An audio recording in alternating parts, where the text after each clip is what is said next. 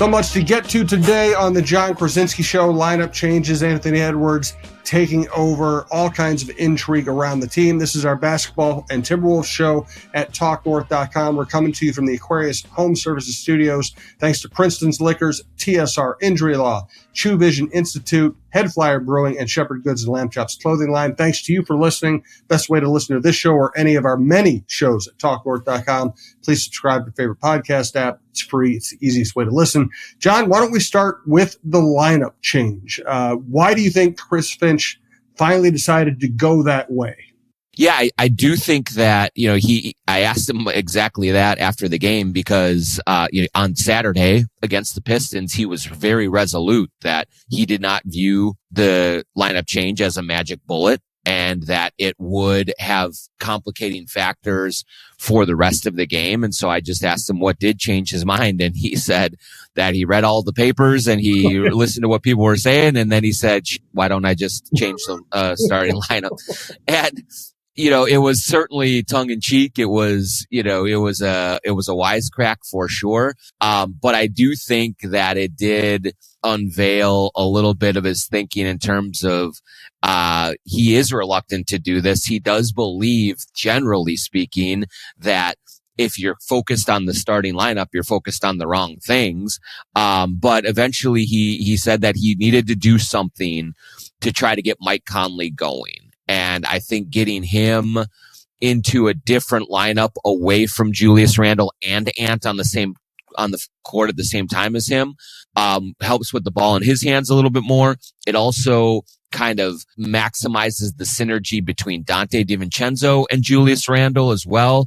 And so there were a few things, that all factored into it, but I think ultimately, whether it was him individually or the kind of collective group with the coaching staff kind of realizing that something needed to change. And the Mike Conley change was probably the easiest one to make. He went about it and, hey, they got a win with the first example of it. Of course, the hilarious thing is that they made their comeback with Conley on the court, basically with the starting lineup, with maybe Reed for Randall.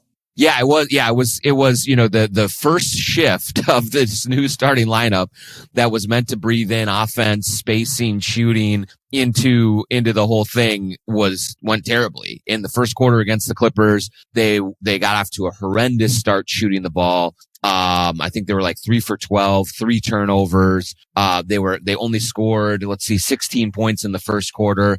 And so, you look at that and you say, hey, I can see why Chris Finch was a little reluctant because it wasn't a magic bullet. But two things, you're right. Number one is what it did do was allow them to get to that lineup with Conley and then with and 3 starters and then Reed for Randall in the second quarter, and that did get the Wolves going and get into it. But it also, I think, what we saw was in the third quarter that starting unit played much better. They had 31 points in the third quarter. Dante DiVincenzo looked a little more comfortable, and I think one thing we do have to recognize is that this group now is going to need a little bit of time to gel together. They had not played much together as a 5-man unit with DiVincenzo at the pseudo point guard position. And so that's going to take a little while, but they played much better in the third quarter. But you're right. It also did, change the whole game changed dramatically when Conley was with Edwards, McDaniels, Reed, and Gobert. And they kind of, Finch also kind of rode that unit a lot in the fourth quarter to just kind of squeak this win out. It's also pretty apparent that Finch knew, or at least had a sense, that he could make a lineup change involving Mike Conley and there wouldn't be any immediate ramifications. Conley's such a class act. He's such a team guy, such a leader. Whereas you make the change that everybody's clamoring for, which is Naz Reid into the starting lineup, Julius Randle in the second unit, and things could go south. Yes, and that needs to be talked about because you're right. I mean, in a vacuum, you can take a look at this and say, well, put Naz Reid in for Julius Randle. That's going to kind of just change up the makeup of the starting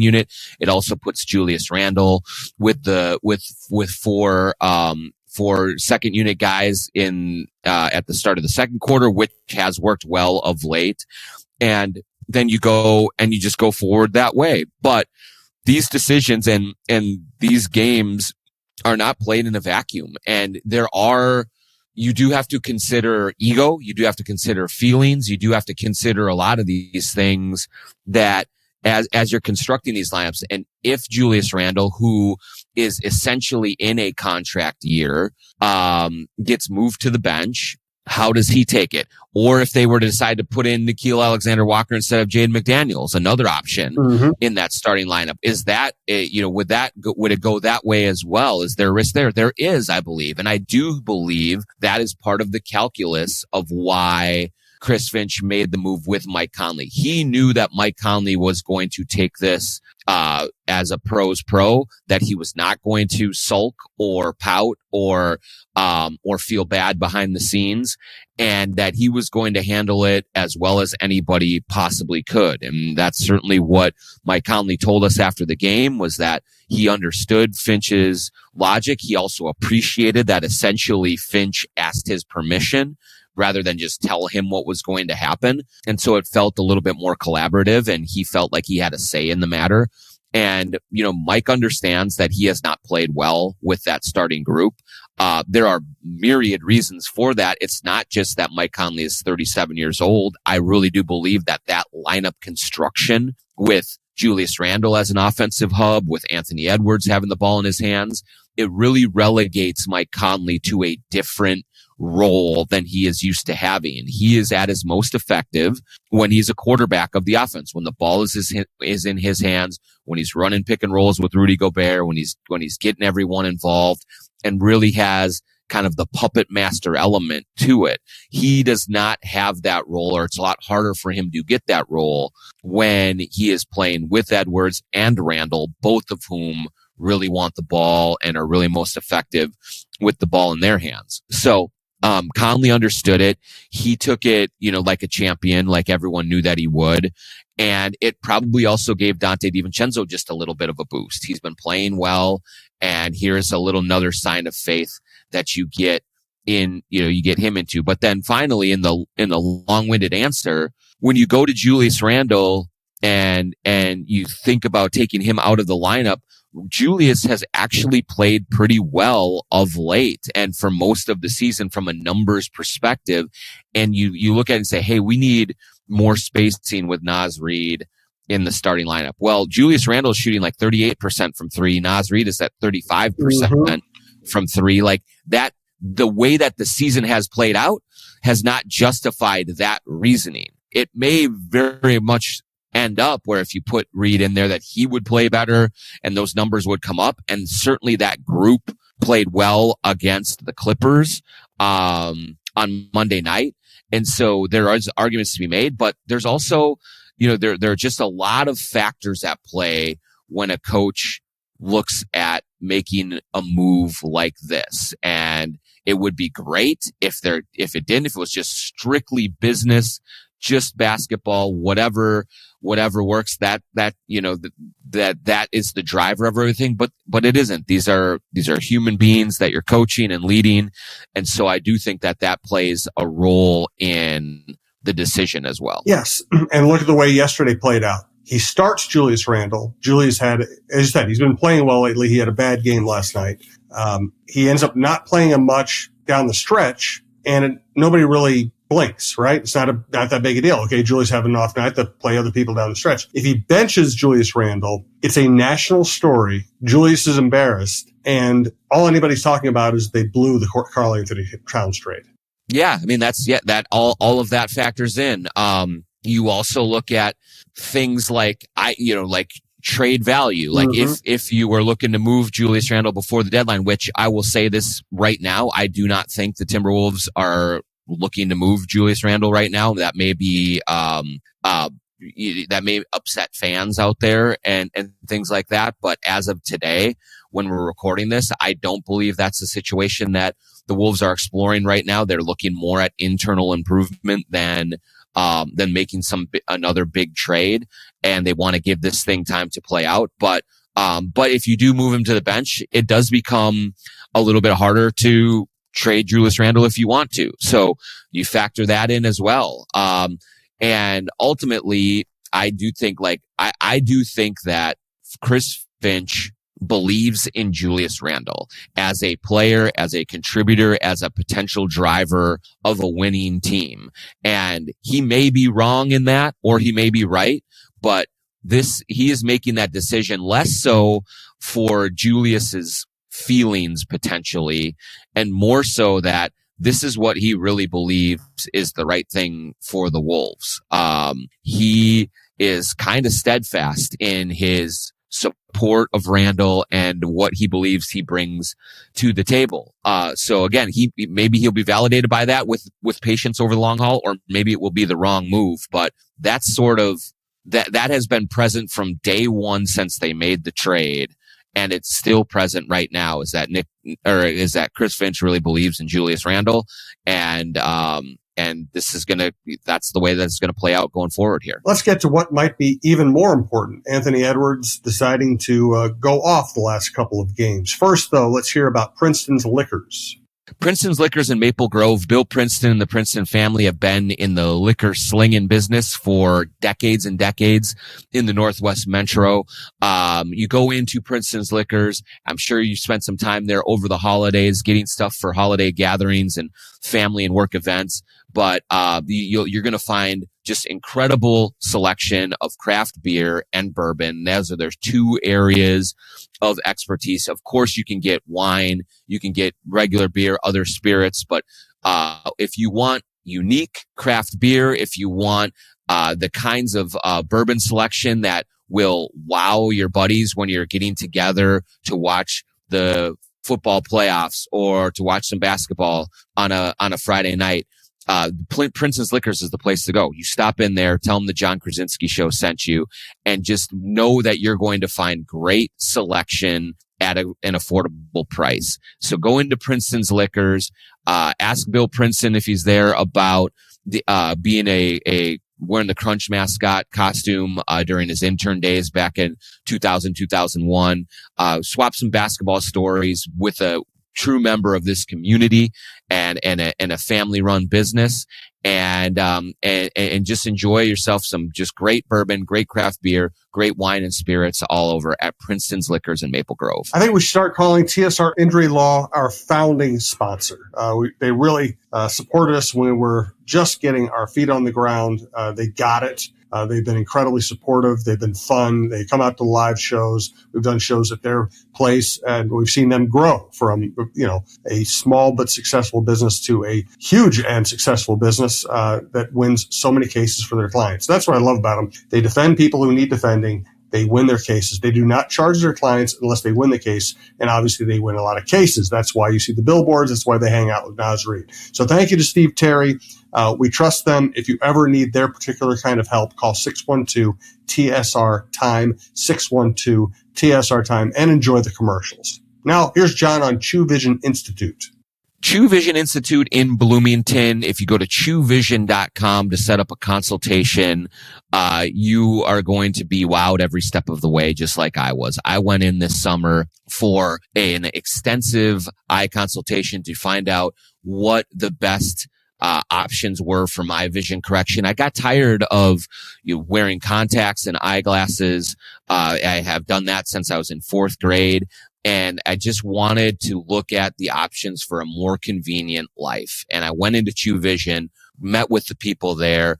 Everyone was so warm, so inviting, so knowledgeable. They took me through the paces, and we did end up finding out that I was a candidate for LASIK surgery. I did have LASIK with Dr. Chu at True Vision, and it's changed my life. It really has. It's been so much easier to kind of navigate everything that you do in life without having to worry about fumbling with your contacts, without having to stay ahead of the style of the fashion curve with eyeglasses, without having to go now every year or year and a half for an eye exam to check up on things and to update eyeglasses and contacts.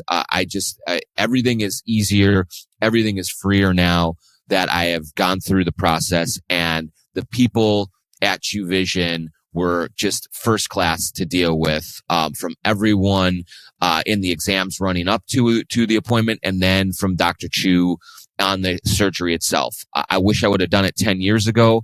You will be doing this. You'll be telling yourself the same if you go to Chu Vision, chuvision.com. So Anthony Edwards, last Wednesday night, you and I are in the locker room. Edwards is talking. He sounded as lost as I've ever heard him, as distraught as I've ever heard him, talking about not knowing how to deal with defenses, double teams, everything else. Then he goes out in Detroit, scores 50 plus. Then on Monday night, and by the way, we're talking here on Tuesday morning, the Wolves will be playing the Pelicans. This is not going to reflect that game. We're talking about big picture stuff over the last week, and has a great, what I really liked about his game against the Clippers, 37 points, 29 shots, I believe, but also like 7, 8 assists. I mean, he obviously has figured out how to attack these defenses. What did you make of this entire week for him?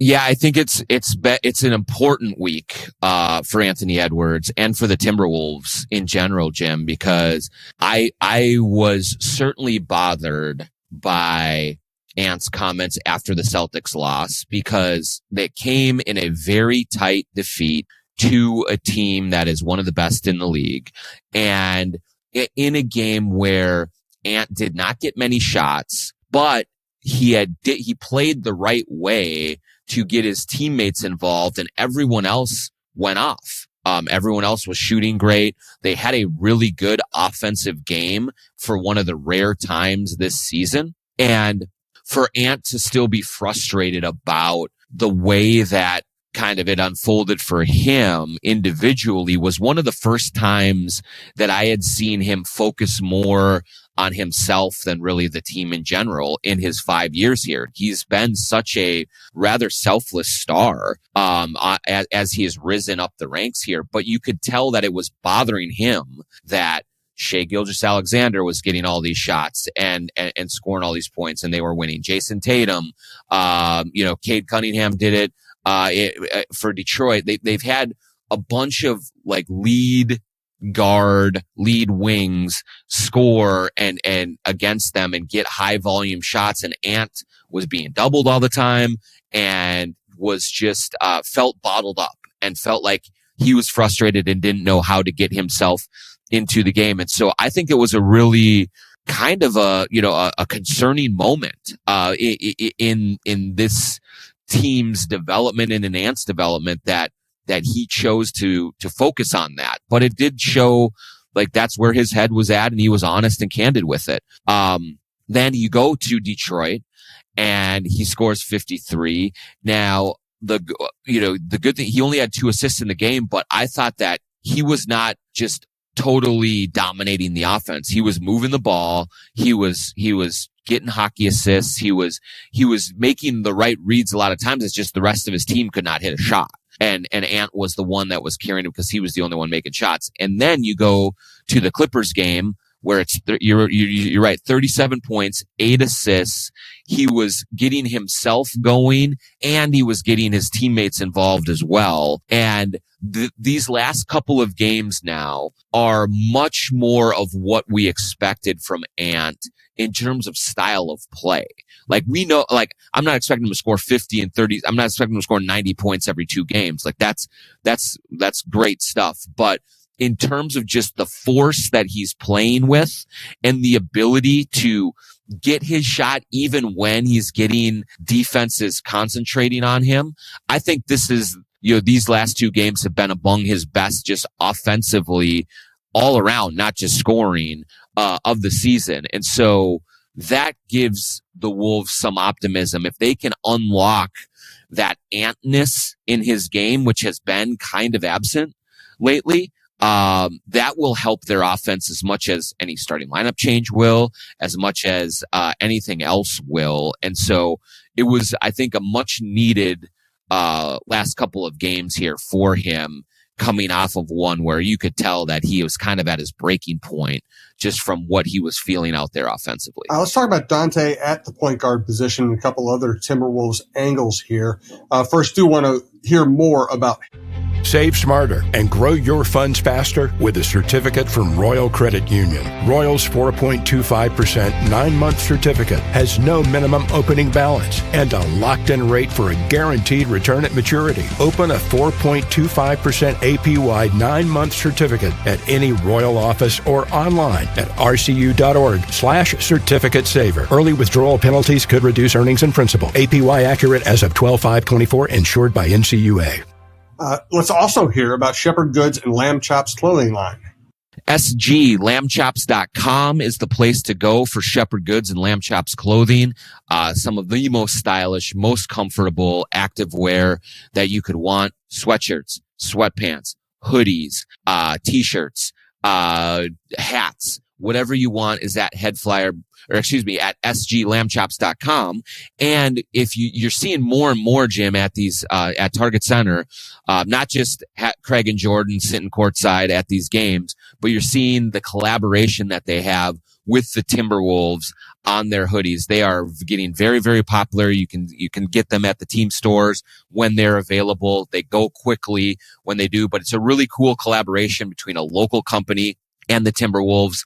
And it really kind of shows the investment that Lamb Chops has in this local community. I love wearing their stuff. It is super high quality, affordable stuff. You know it's going to last, and you're going to feel good and look good wherever you go, whether you're at home watching TV, whether you're at a game, whether you're out in the North Loop on a Friday night. You're going to feel good in Lamb Chops clothing. Use the promo code JONK20 for 20% off anything that you buy at SGLambchops.com. That's JONK20 for 20% off anything at Lamb Chops. Dante DiVincenzo at point guard. He's really not a point guard, but he does bring some interesting things to the table. He rebounds well for a guy his size. He's a willing rebounder. He gives you a bigger body than Mike Conley on defense.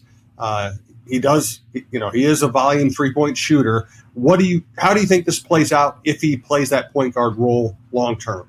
Yeah, let's just say it right off the top. When you make the change and you move Mike Conley out of the starting lineup, you do not have a quarterback of the offense in the traditional sense now with Dante DiVincenzo. Or if you had put Nickeil Alexander-Walker in that spot, you'd have the same issue where it's not a true point guard. But one thing that Dante does bring to the table is just changing sort of the feel of that starting five, because he's I think a little more comfortable just playing off the ball and kind of feasting on catch and shoots than Mike Conley is. I think Conley needs to be a little bit more active with the ball in his hands to get that rhythm and catch kind of a flow with the offense and be effective himself individually.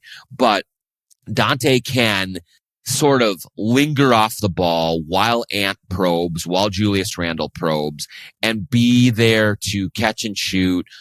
He also extends the defense because it's not just toes near the 3-point line kind of shooting. He's stepping way back into Steph territory sometimes with some of the shots that he takes. And I do think that just kind of just maybe frees up the group a little bit more. And so I think it will open more lanes for Anthony Edwards going to the basket, because Mike Conley was struggling as a 3-point shooter, in that starting lineup. And then also you hit on it, Jim, his rebounding is really important. He had 8 boards against the Clippers. He is able to stick his nose in there and grab contested boards at a fairly high rate. And this is a team that has struggled at times to get rebounds and close out possessions. And so having that element, he also, I thought, had a huge moment in the game against the Clippers where they needed a stop. The ball was in James Harden's hands, and Dante DiVincenzo just sat down and guarded him the entire possession, and forced a kind of prayer 3 at the end of the shot clock that wasn't even close. And that is the kind of one-on-one, mano-a-mano defense that DiVincenzo can provide right now that I don't know that Conley has in his bag right now. And so I just think there's just a little bit more versatile look for that starting lineup with DiVincenzo in there. There's going to be some playmaking things that you give away. He's probably going to turn the ball over a little bit more than Mike does, but I think it's a worthwhile gambit to just see if this kind of opens things up for that group, because there wasn't enough shooting in the group, with Conley in there shooting the way that he was, and there wasn't enough energy. And Dante's an energy guy. He plays hard on both ends. He goes after loose balls. He will kind of stick his nose in, and he gets a little salty with his competition, which is good and brings a nice edge to the group. And so I think the more that they are together, I think the better chance that group has of really kind of clicking and at least getting to a point where you're not digging big holes every single game. It did not, they had a hole to climb out of against the Clippers, but played much better as the game went on. And I think the more they stick with that group, the better chance it has of finding its own groove and being a little more consistent. Let's wrap up today's show with Shepherd Goods and Lamb Chops clothing line Twitter question. Just a reminder, we have the best sports lineup in town. We've added Randy Shaver. We have Mike Grimm on the Gophers, Don Mitchell's interview and topical show, Dawn of Sports. We have Jeff Diamond, former Vikings general manager, who correctly picked the Lions beating the Vikings this weekend. John Millay on Preps, the Viking update show with myself and John, Kevin Gorg on hockey, Michael Russo and Anthony LaPanta on hockey, the Bar Down Beauties on hockey, Chin Music with Roy Smalley and Lavelle Neal on baseball, outdoor content, and we're going to be adding some shows this year. Check it out. We're really proud of the product. We appreciate you listening. All right, let's get to the Twitter question now, John. Yeah, this one comes from Steve Achievenson at Popo Zhao 69. Is the answer to opening up the offense already on the team? Offense does better when others hit their shots. The answer to our offensive woes may already be on the team. Agree. And I do have to say that Steve gets at a point here that may be awfully simple, but I think is something that we haven't really talked about enough. I think, there is a clamoring right now, among the Wolves fan base, trade Julius Randle, make some moves, do some things like this to jumpstart the team. But, from what I understand as of right now, the Wolves sort of mentality for the short term here, at least, is that they are not out there actively shopping in the market for trades. Number one, when they're a second apron team, it's a lot harder to execute trades, just in this new collective bargaining agreement. But number two is they do believe that, the improvement is going to come internally from them. And one of the areas that can really make a huge difference is just the overall shooting of this team. When you look at Mike Conley, Naz Reid, Jaden McDaniels, there's a bunch of guys. Julius Randle has actually shot the ball pretty well this year, even though he did not shoot it well last night. But they have guys who are underperforming their shooting stats. Dante was on that group as well until he started to shoot better of recently. And against the Clippers, Jaden McDaniels made all three of his threes, including a huge double clutch corner three late in the fourth quarter that helped lift them to that win. And so when these guys shoot the way they are capable of shooting, Naz was only 1 for 5 from deep last night, and he kind of continues to languish. But if they can just get these guys closer to who they really are as shooters, I do think that makes a huge difference. I mean, we can talk about the fit with Randall and Ant. We can talk about Gobert's struggles offensively. You can talk about Mike Conley getting older, things like that. But ultimately, when shots fall, it just changes the entire outlook of the team because they play with a little more energy. They're moving the ball around. They're trusting each other, and it gets everything going. So Steve does make a good point. One of the big reasons that this team has underwhelmed to this point is that a lot of guys on this roster are shooting below what they are capable of shooting. So if that kind of regresses or progresses to the mean over the next month or so, I think you're going to see things open up quite a bit. It's not the be all and end all. It's not the only problem that they're facing, but it is one thing that we see on a nightly basis that would change a lot if they just hit their open threes that come off of Julius Randle and Anthony Edwards drawing doubles and penetrating in and kicking out. That would be a big difference maker. So Steve makes sometimes the simple points are the most important, and that is a big one for what the Wolves need to do going forward to kind of pull out of the, win a couple, lose a couple rut that they've been in for a while. Great point. I've been thinking the same thing, and I'm sure, John, you're getting the same thing I am. Is people begging you just to shred this team and rip them and say everything needs to change. You got to fire Finch. You got to trade Randall. You got to start over.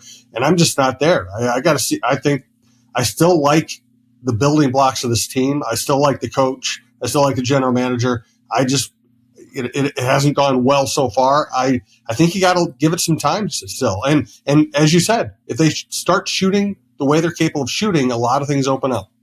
It is like, I will say this. I very much understand the massive disappointment the fans have right now. They came off of just a wonderful year last year. They were so hyped up to go into this one. It has not worked out. So I get the frustration. I do get the angst. But a lot of it feels exactly like the first season of Rudy Gobert and how everyone needed to trade him right away. You needed to fire Finch because it wasn't working. None of this was happening. And ultimately what happened was the Wolves stayed patient. They believed in what they were doing, and it ended up working out last year to have the best season in franchise history. This year, is that the same path? I don't know, but I do know that I understand also why the Wolves are not ready to panic yet. You look at the rest of the Western Conference, and they are outside of Oklahoma City. It's wide open. Houston is what they are. There's not another team in the West where I would say the Wolves go into a playoff series with them and they have no chance. Maybe outside of OKC. It's a bottleneck right now. Dallas is really injured. The Lakers are a flash in the pan, I believe. The Clippers are okay. Denver is starting to put some things together. Memphis and Houston have limitations. The Wolves are kind of right there. It hasn't been good yet, but they need to kind of not panic, stay with it. And if it really continues or falls off a cliff, then yes, you look at making a trade before the February deadline, or certainly at the end of the year to reshuffle the decks. But as of right now, I think there's plenty of opportunity for them to really put something together and get right back in the thick of this thing. Good stuff, John. I appreciate it. We'll talk to you next week. Everybody also check out John on the Viking Update Show.